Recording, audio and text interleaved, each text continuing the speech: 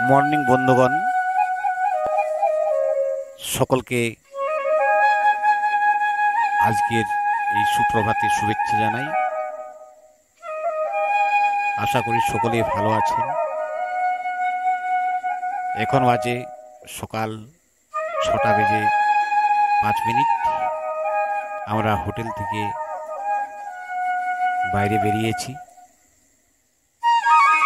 সকাল 9টার সময় check out করতে হবে।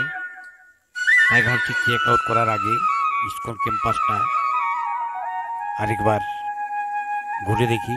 সম্পূর্ণ ইসকন ক্যাম্পাসটা এই কম সময়ে ঘুরে দেখা সম্ভব নয়।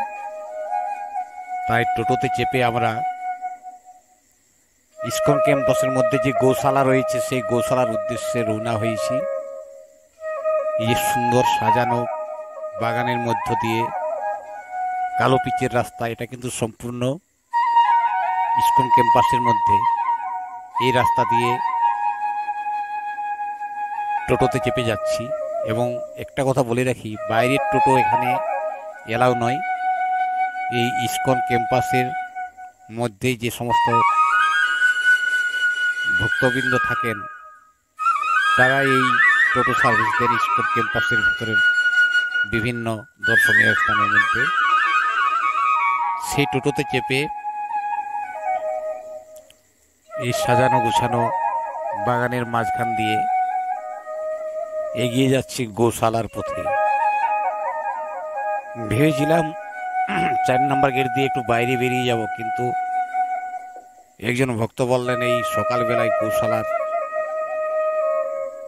পরিবেশ একটু অন্য ধরনের হয়, যদি আপনারা গৌশালা দেখতে যান যেতে পারেন। তাই ইসকন ভক্ত সেই কথা মতো আমরা একটি টোটোতে চেপে গৌশালায় যাচ্ছি। আমাদের হোটেল নয়, ভবন। আমাদের ভবন ঈশ্বরদান ভবন, ইসকন ক্যাম্পাসের মধ্যেই। সেই ঈশ্বরদান ভবন থেকে এই গৌশালার দূরত্ব প্রায় 2 কিলোমিটার। আমরা দুজন যাচ্ছি, আমি আর আমার সহধর্মিনী। ভাড়া নিচ্ছে 15 টাকা করে, 30 টাকা। দেখতে পাচ্ছেন ডান পাশে ইসকনের চন্দ্রোদয় মন্দিরের চূড়া দেখা যাচ্ছে।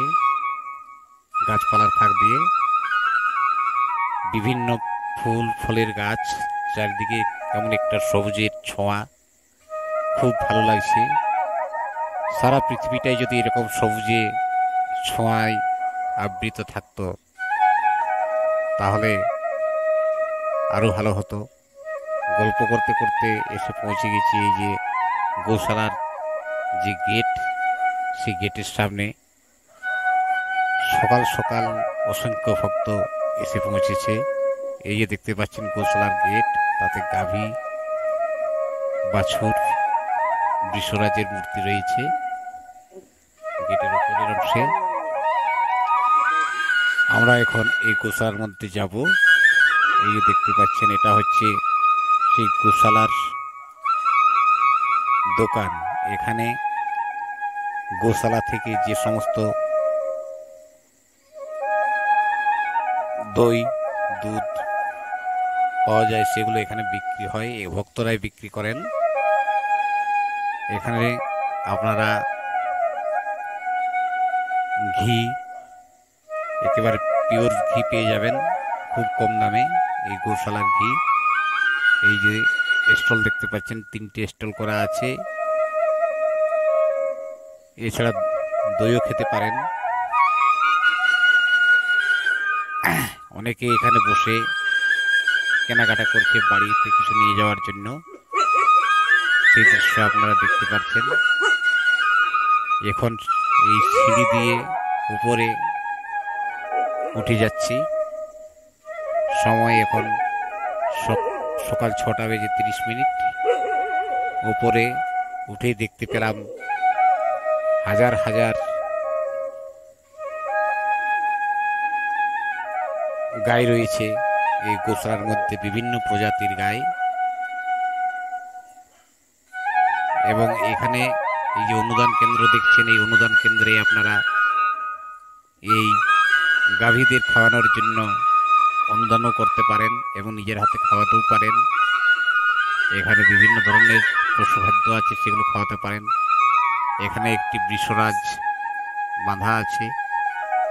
এখন সকালের সময়, তাই গোয়াল পরিষ্কার হচ্ছে, দেখতে পাচ্ছেন। এবং গাভী থেকে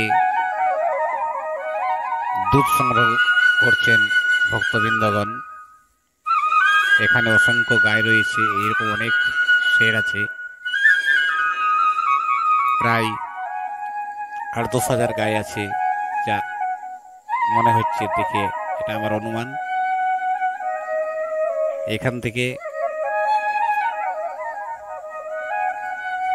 আমরা হোটেলে যাব, তারপর চেক আউট করে বাইরে বেরোবো। এই যে দেখতে পাচ্ছেন এখানে অসংখ্য খড় বিচুলি, এই দেখুন দুধ সংগ্রহ করছে গায়ে থেকে। এটা হচ্ছে সেই মায়াপুর ইস্কনের গোশালা। বিভিন্ন প্রজাতির গাভী রয়েছে এখানে, এবং এই বিভিন্ন জায়গা থেকে এই পশু খাদ্যের জন্য খড় বিচুলি অনেক কিছু এনে এখানে সংগ্রহ করে রাখা আছে। এবং এই গোশালায় অনেকজন কর্মরত অবস্থায় আছে দেখলাম। সব কিন্তু ইস্কন ভক্ত। এখানে ইস্কন ভক্তরা কেউ গোশালায় কাজ করছে, কেউ গোশালা থেকে প্রাপ্ত যে দুধ, সে দুধ থেকে দই তৈরি করছে, কেউ ঘি তৈরি করছে, কেউ আবার বিক্রি করছে। এভাবে ইস্কন ভক্তরা বিভিন্ন পেশায় এখানে সংযুক্ত হয়েছে। যাই হোক, আপনারা মায়াপুর ইস্কন মন্দির বেড়াতে এলে অতি অবশ্যই এই গোশালাটা দেখে যাবেন। দেখতে পাচ্ছেন গোশালার মধ্যে এই যে সাদা বকটা উড়ে বেড়াচ্ছে, সাদা বকটা এসে বসেছে, খুব সুন্দর লাগছে, তাই না? আপনারা অতি অবশ্যই একবার হলেও এই গোশালা দর্শন করবেন। এই গোশালা দেখতে আপনারা মিস করবেন না। ভাবছি একবার এই গোশালা থেকে দই টেস্ট করে দেখব, এখানকার দই কীরকম। নিচে নেমে ওখানে যে স্টল দেখলাম, সেখানে দই ঘি বিক্রি হচ্ছিল দেখলাম। এখানে ঘি খুব সস্তা দামে পাওয়া যায়, আমি সাইনবোর্ডে দেখলাম আর কি ঘির দাম টাম। তাই আমি ভাবছি একবার দইটা টেস্ট করে দেখব, কারণ প্রচণ্ড গরম। এই এখন সময় সকাল 7টা, এই সকাল 7টাতেই সারা শরীর ঘেমে গেছে, এত গরম লাগছে। বৃষ্টির তো দেখা নেই, জানি না ও কবে আসবে, তার অপেক্ষায় আমরা এখনো আছি। নিচে নেমে